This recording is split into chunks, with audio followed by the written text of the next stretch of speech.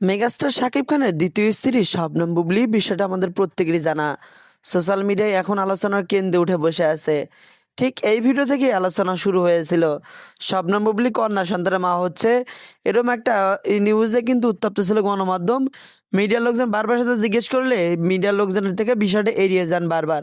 হঠাৎ করে visa passport দেখে কোথায় জানি হারিয়ে গেছেন। তিনি এখন কোথায় আছেন কেউ জানেন না। সোশ্যাল মিডিয়ায় তাকে বারবার খোঁজা হচ্ছে। অপু বিশ্বাস কোথায় হারিয়ে গেলেন। 11ই মে তিনি ফেসবুকে একটা অফিসিয়াল পেজে পোস্ট করে জানান দেন তিনি কন্যা সন্তানের মা হয়েছেন। তার ওই পোস্টে না কোনো ছবি মেনশন দেওয়া হয়, শুধুমাত্র শাকিব খানকে মেনশন দেওয়া হলেও শাকিব খান এখন পর্যন্ত অ্যাপ্রুভ করেননি। সোশ্যাল মিডিয়া নিয়ে প্রশ্ন হচ্ছে, এই বাচ্চার বাবা আদৌ শাকিব খান কিনা। শাকিব খান বাচ্চার বাবা হলে এই বিষয় নিয়ে এখনো কি কথোপকথন বলতেছে না। তবে হঠাৎ করে সোশ্যাল মিডিয়ায় গুঞ্জনটা শুরু হয়নি, বাচ্চার মা হওয়ার ইস্যুটা অনেক দিন আগের। তিনি হঠাৎ করে ফেসবুকে জানান দেওয়ার পরে আলোচনাটা একটু বেশি হয়েছে। বাচ্চা জন্ম দেওয়ার ঠিক 1 মাস আগে তিনি সোশ্যাল মিডিয়া থেকে হারিয়ে গেছিলেন। কোথায় গেছেন, কিভাবে আছেন এখন পর্যন্ত কেউ জানে না। শুধুমাত্র সবাই জানেন তিনি কন্যা সন্তানের মা হয়েছেন, তার কন্যার নাম শার্লিন খান। তবে তিনি কোথায় রয়েছেন, বিষয়টা নিয়ে একটু খোলাসা হলে বিষয়টা ক্লিয়ার হওয়া যাবে।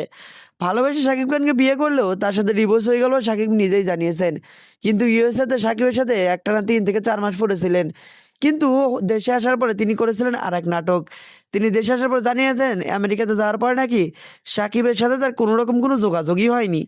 বিষয়টা নিয়ে আসলে আপনার মন্তব্য কি? তিনি যে বাচ্চার মা হলেন, এই বাচ্চার বাবাই কে? বিষয়টা নিয়ে আপনি আপনার গুরুত্বপূর্ণ মন্তব্য ভিডিওর কমেন্টে জানাতে ভুলবেন না কিন্তু।